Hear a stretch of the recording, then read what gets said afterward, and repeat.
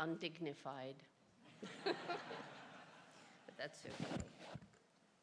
So first of all, it's a great honor to be here. And thank you, Francois, for introducing me.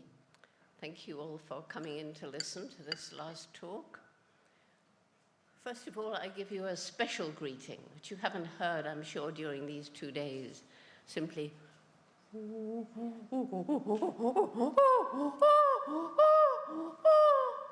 this is me, this is Jane in chimpanzee.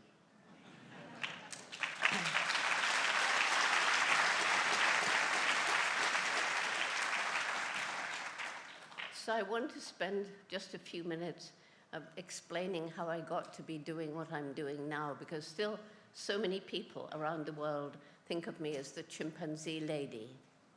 And I grew up as a little girl in England just before World War II, and I loved animals right from the start. And I was very lucky in having a mother who supported this love, so that she didn't even get angry when she came into my room when I was 1.5 years old and found I'd taken a whole handful of earthworms to bed with me. She said it looked as though you wondered, how do they walk without legs? We took them back into the garden.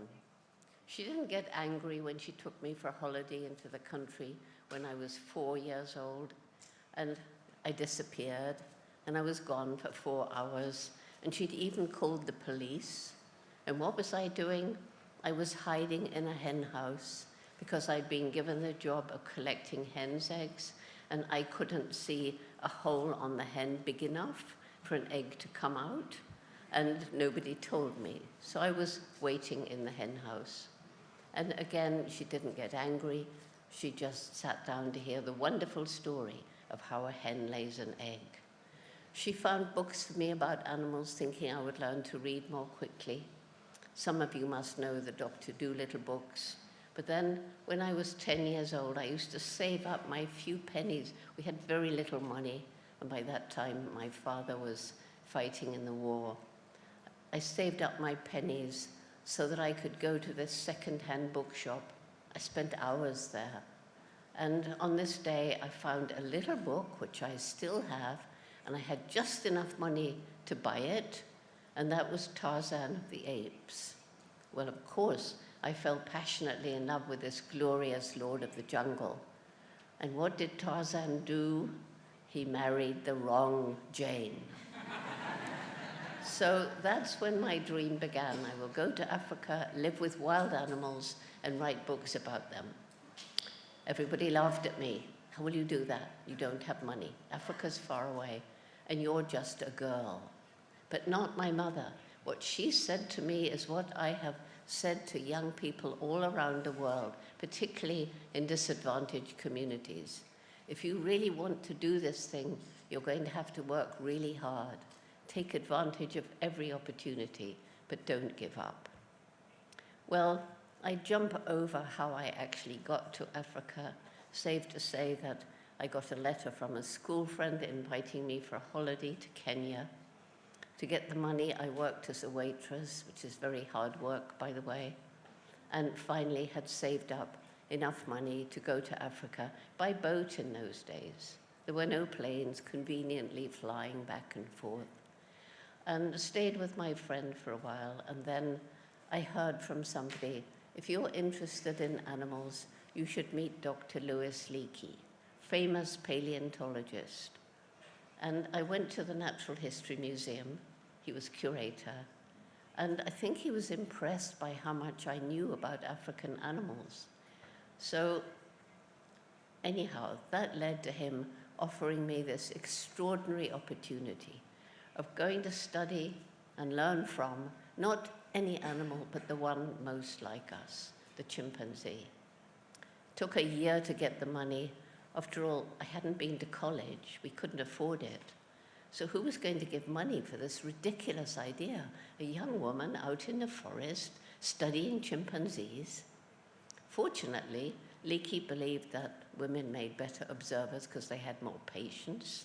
And fortunately, he wanted somebody whose mind, as he put it, wasn't cluttered up with the reductionist thinking of the behavior scientists of that time. He didn't tell me these things. He just offered me the opportunity. And eventually there was money for just 6 months. And I arrived at the Gombe National Park in Tanzania. And I remember sailing along the Lake Tanganyika and looking up at the hills and the valleys and wondering, how will I find the chimpanzees? And it was a bit depressing because I went out every day from just before daylight until the evening. But as soon as I saw a chimpanzee, if it was anywhere near, they just ran away. They'd never seen a white ape before. And chimpanzees are very conservative. They don't like new things.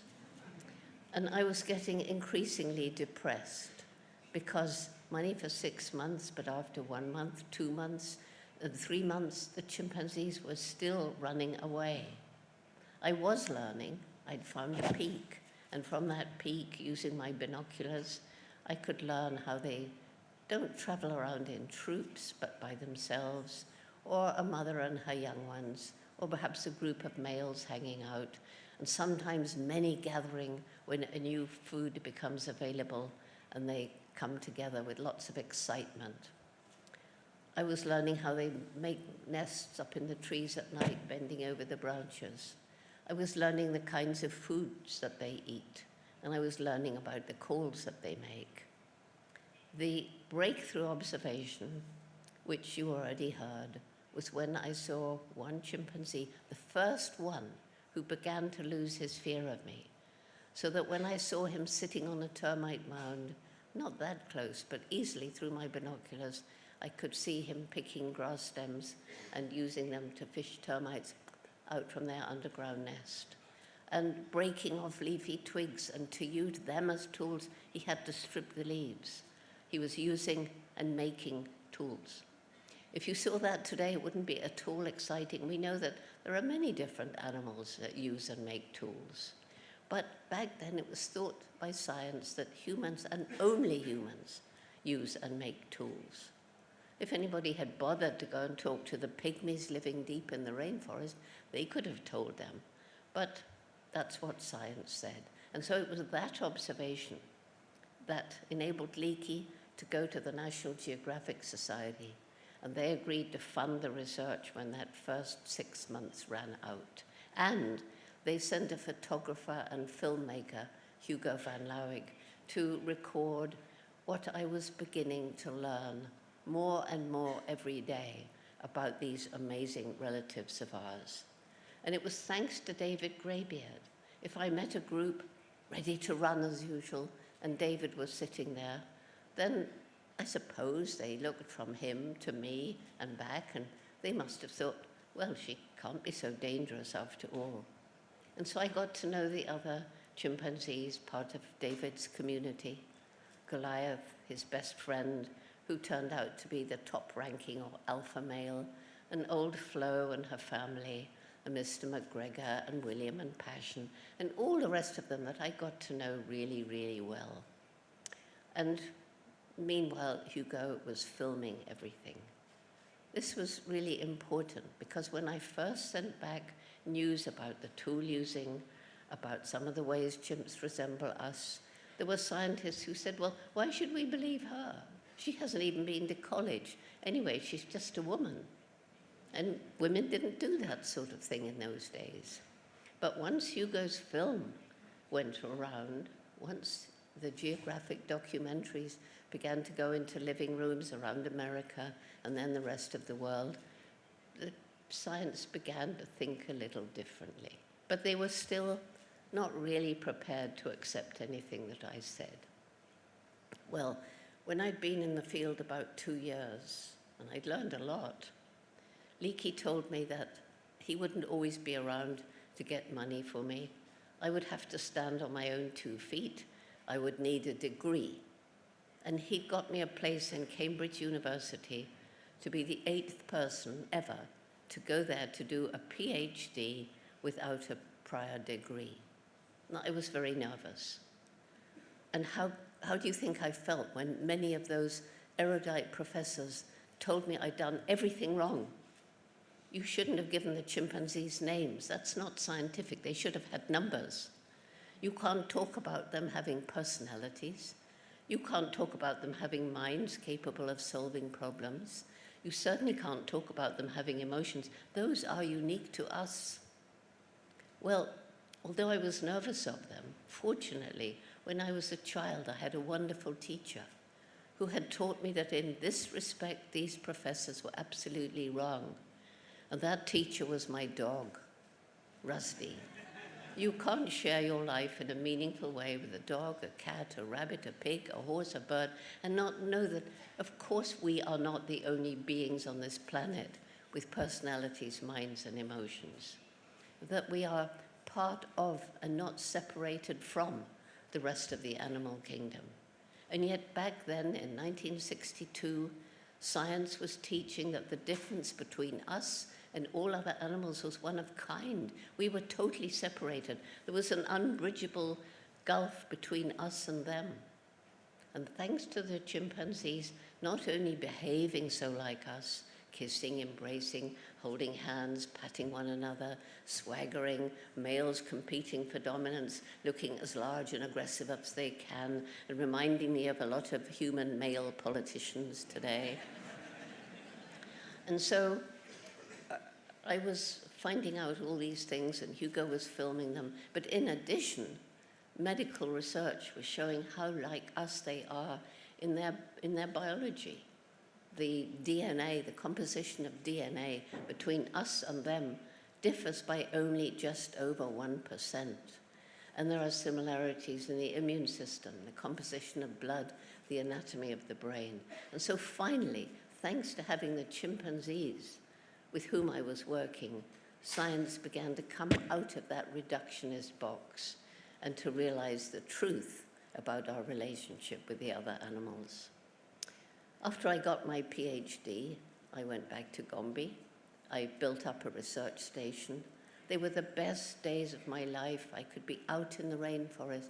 I could learn to understand the interconnection between the different species of the rainforest, every one having a role to play, even a small, seemingly insignificant species, that maybe if it became extinct was the main food of another species, and so on, until removing just one little strand from this amazing tapestry of life could lead to total ecosystem collapse. Why did I leave that paradise? I left because in 1986 there was a conference in America. By then there were 7 different field sites where scientists were studying chimpanzees in different parts of Africa. And we brought them together really to try and find out how did chimp behavior differ in these different environments, or how much of it was the same. But we had a session on conservation, and that was a real shock. Everywhere, reports of the rainforest being destroyed by foreign logging and mining companies, by the increased population growth, people needing more of the forest to grow their food for their villages, moving in with their cattle. I learned about the beginning of the Bushmeat Trade, that's the commercial hunting of wild animals for food. I learned more about the live animal trade, shooting mothers to sell their infants as pets or overseas to train them for entertainment. I learned about the wire snares in which chimpanzees were catching hand or foot and losing hand or foot to gangrene or dying. And also, as people moved into the forest, chimpanzees are susceptible to all our known contagious diseases, but they haven't yet built up resistance. And so it was pretty grim. I went to that conference as a scientist, and I left as an activist. So since October 1986, I haven't been in any one place consecutively for more than 3 weeks. I left knowing I had to do something to help, but I didn't know what to do. I don't believe that you can talk meaningfully about anything unless you have some first-hand experience. So I got together some money and visited 7 different chimpanzee research sites. And I learned a great deal about the problems faced by the chimpanzees. I remember looking into the eyes of a little orphan in a main market in Congo, and he was curled up and looked ready to die. His eyes were dead and bleak. And when I went up to him and made the close-up, which is how chimps greet each other close up, he sat up and reached out towards me. That led to the start of creating sanctuaries for orphan chimpanzees in Africa. Well, I now have this information, but I have other information too.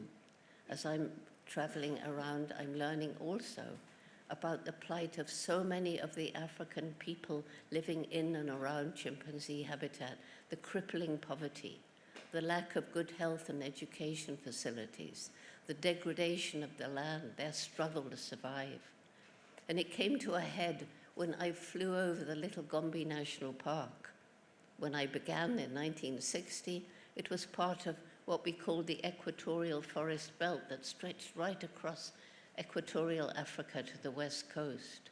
In 1990, it was a tiny island of trees surrounded by completely bare hills, overused infertile farmland, trees cut down on the steepest slopes by the people desperate to get more land to grow food or make charcoal just to keep their families alive. And that's when it hit me.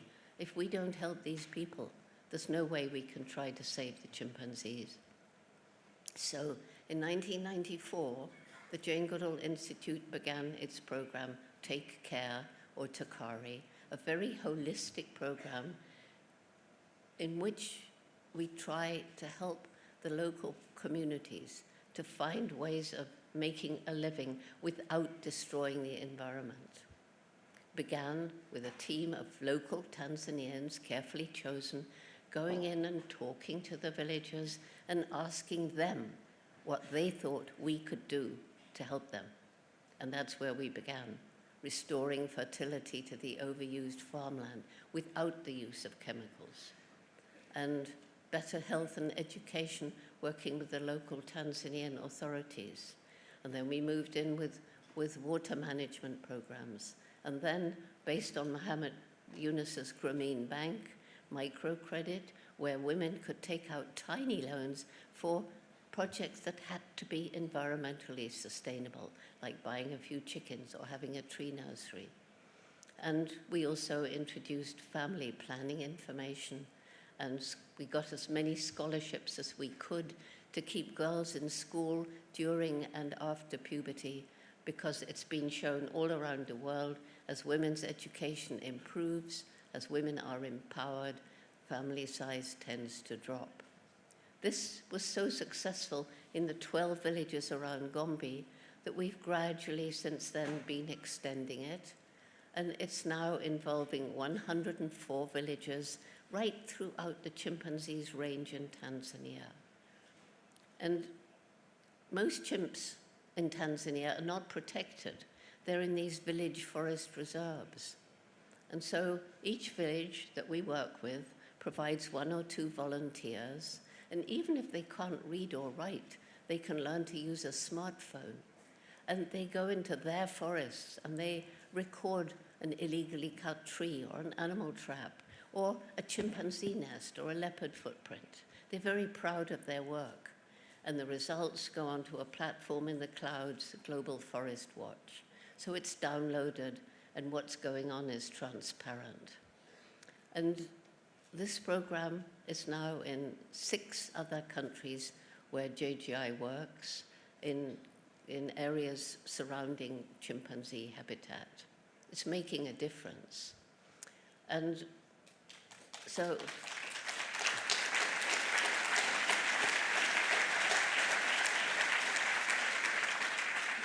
the greatest success of this program is that the villagers have now become our partners in conservation, because they understand that protecting the environment isn't just for the good of wildlife, it's for their own future. If you fly over Gombe today, you will not see bare hills. The trees have come back because they understand now they need the trees to provide clean water. And of course, the trees also breathe out oxygen, one of the great lungs of the world, absorbing carbon dioxide and giving out oxygen. And so the people, as our partners, it's their country, it's their land. And it's only when the local people really take ownership. So we try as much as possible to get them to take ownership of all the different things we're trying to do. And we have men trained to follow the chimps. They know them as individuals. There's no poaching in any of those villages where the local people are employed. Well, of course, it all costs money. I was beginning to travel more and more around the world, and there I was learning about the other problems that we humans have inflicted on this planet. The biggest difference between us and chimpanzees is the explosive development of our intellect. And yes, animals are way, way, way more intelligent than we used to think. And you can Google 5 smart rats, and you will learn things about rats that you never might have believed, even 10 years ago. And you can Google not Picasso the artist, but Pigcasso, and you will be amazed at what you see when you watch the videos about Pigcasso, who I have seen and I have met. And so I'm learning about all the problems that we have inflicted on the planet, the destruction of the forest, releasing more CO2 into the atmosphere, the most significant of the greenhouse gases, learning about the pollution of the ocean, the plastic, learning about the poisoning of the air, water, and land, the chemical pesticides and fertilizers, why we think it's okay to grow food with poisons, I don't know, but that's what we do. And you know, you're here for that reason, you know about all the different things we're doing to this planet. You know about the extinction of species. You understand that we're moving rapidly towards a point of no return. So, not surprising as I'm traveling around the world learning more than I want to know about all these other problems, that I was meeting young people who seemed to have little hope for the future. They were mostly just apathetic, not seeming to care, but some were depressed and some were angry. And when I began talking to them, they said, well, we feel this way because you have compromised our future, and there's nothing we can do about it. There's a saying, we haven't inherited this planet from our parents, we borrowed it from our children. But we haven't been borrowing our children's future. We've been stealing it. We're still stealing it today. But was it true that there was nothing the young people could do about it? I thought not. And so in 1991, again in Tanzania, we started a program, Roots and Shoots, that started with 12 high school students in Dar es Salaam.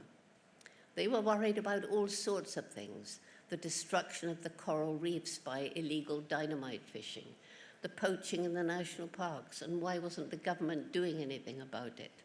Some of them were worried about the street children with no homes. Some of them were worried about the cruel treatment of stray dogs or the animals in the market. And so I got them to get their friends together, and we designed this program, Roots and Shoots. Right from the beginning, the most important message was every single individual matters. Every single individual has some role to play in this life, and every single individual makes some impact on the planet every single day. And we get to choose what sort of impact we make. So that was how Roots and Shoots began. And it started to grow, and it's now in about 60 countries. It has been in others. Seeds have been sown. In some of the smaller countries, the people who are passionate to grow the program have died or moved somewhere else, but still the seeds were planted. And still the values that are somehow tied in with this program. It's a value of respecting others, respecting each other, respecting other life forms. And I now meet adults who maintain these values, because they went through the program in school. Just recently I was in China, and several people came up and said, but of course I care about the environment. I was in Roots and Shoots in primary school. We have people in Tanzania and DRC, ministers of the environment, who are in Roots and Shoots in their schools. Anyhow, we made a little video about 10 years ago. It was part of a film called Jane's Journey. And I thought if I play this little video, you'll get some idea of the kind of projects that the young people choose to do. We do not dictate to them. We tell them, choose projects that you're passionate about. And when children do that, they talk about what they can do about it in their groups. And then they roll up their sleeves and they go out and take action. So if we can have this little video.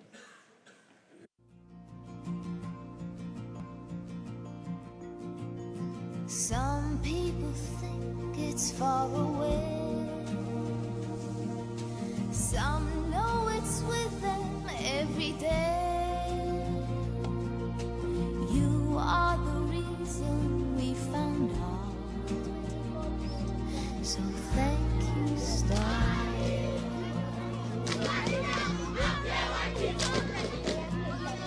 There are no words that can blow it away on the air. When they try to blow it away is when you know it will always be there. To some it's the strength to be apart. Very good job. Hello. To some it's a feeling in the heart. And when you're out there on your own, it's the way back home.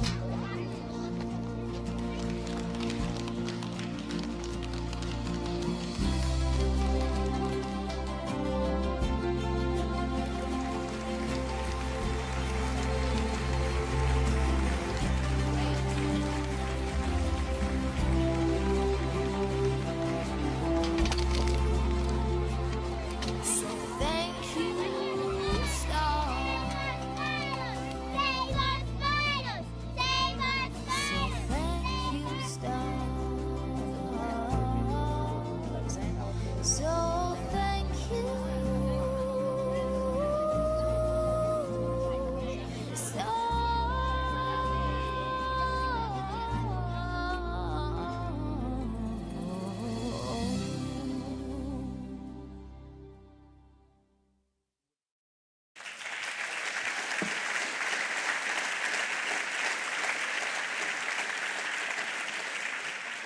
So, reasons for hope.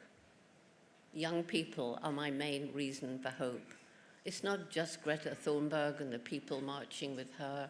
It's all over the world. And as young people, when they understand the problems and we listen to them and we empower them to take action, that's why this Roots and Shoots program has spread so far and wide. And I'm telling you, it's not that young people can change the world, they are changing the world. And they're influencing their parents and their grandparents. And some of those may be CEOs of big companies, some of them may be high up in politics, some of them may be in law. And our alumni from Roots and Shoots are out there in the big wide world, taking their part now in adult society. And as I've said, keeping the values that they learned of respect for each other and all living things. So my greatest reason for hope. But then there's also this extraordinary brain. And I've said already, isn't it bizarre that the most intellectual species to ever walk the planet is destroying its only home? And yes, animals are way more intelligent than we used to think, but it doesn't compare to us. We designed a rocket that went up to Mars, and a robot crawled off and took photos. And we've seen those photos, and we don't want to go and live on Mars. It's not tenable. We've only got this one beautiful blue and green planet. Why are we destroying it? Is there a disconnect between this clever brain and the human heart, love and compassion? And I truly believe only when head and heart work in harmony can we achieve our true human potential.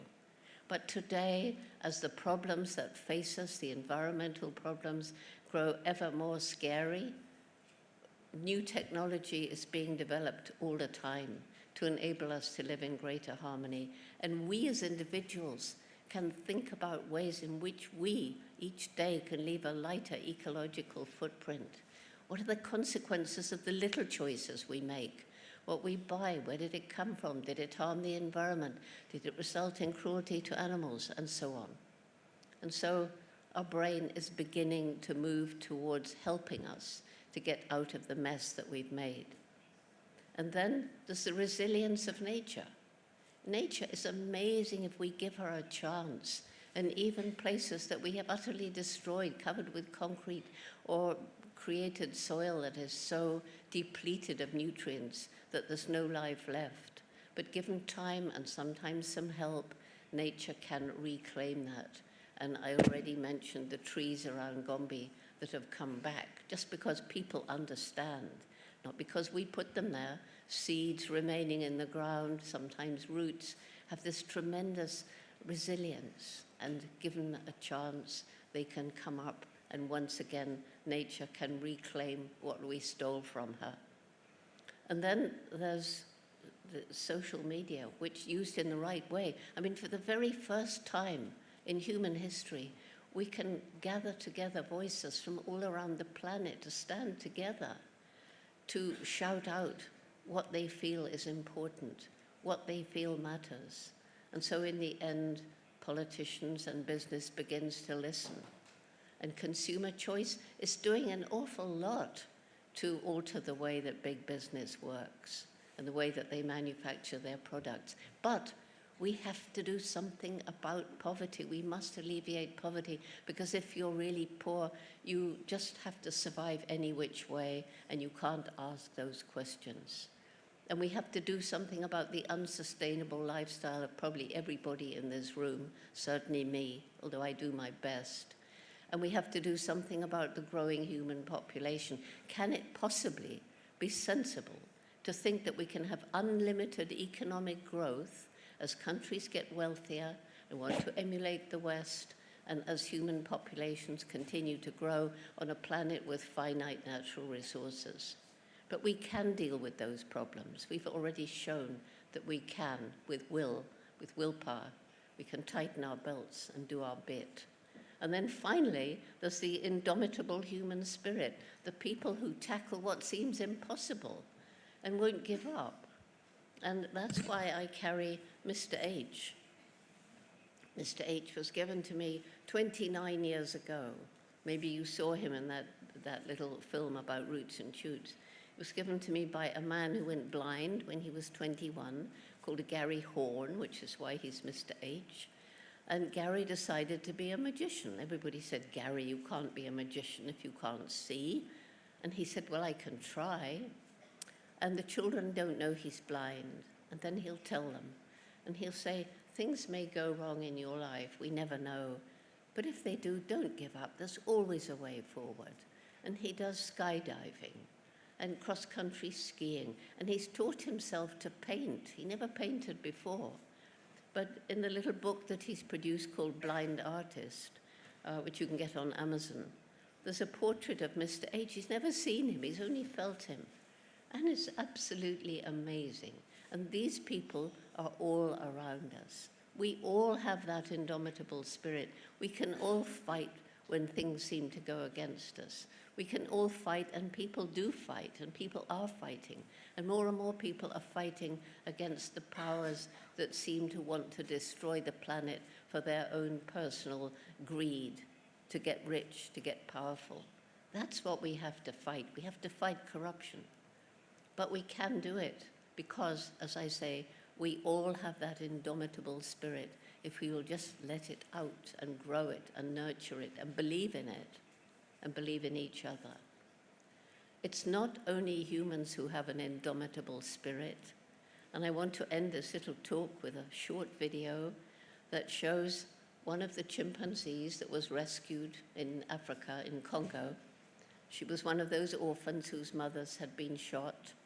And we have the largest chimpanzee sanctuary in Africa, in Congo.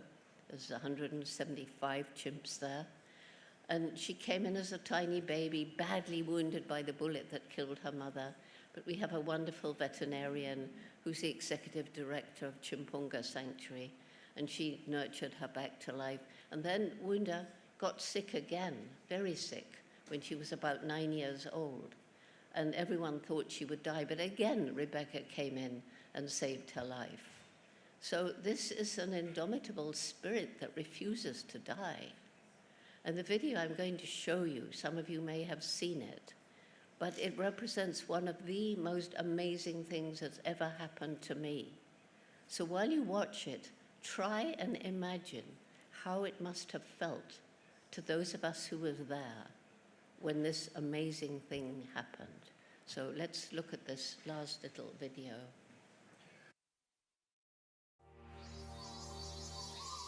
This is a really exciting moment for me. The Jane Goodall Institute's Chimpunga Chimpanzee Rehabilitation Center in the Republic of Congo has for years been caring for infants whose mothers were killed, mostly for the illegal bushmeat trade. Many of them are now fully grown. Recently, we acquired 3 large forested islands on the beautiful Kwilu River, where we can release many of the chimpanzees from our overcrowded center. In here is Wunda, and she nearly died, but thanks to Rebecca, she came back from the dead.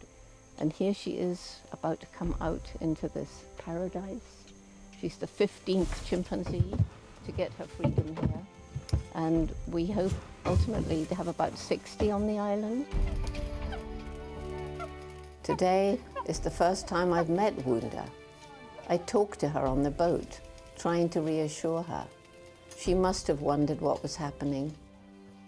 None of us could predict exactly what she would do once the cage door opened.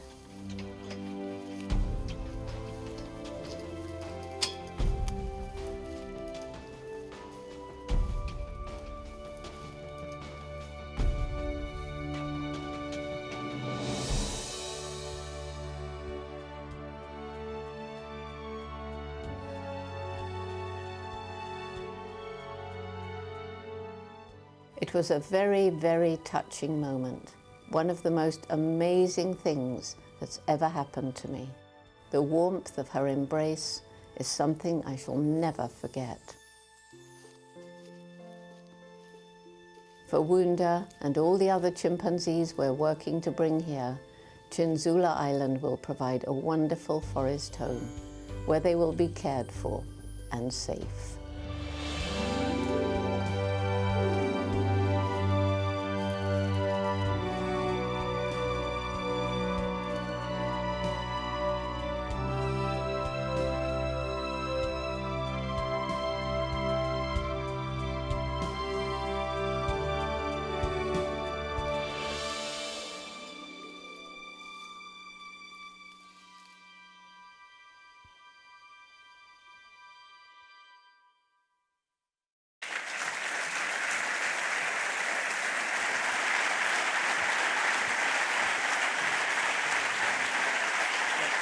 Thank you, Jane.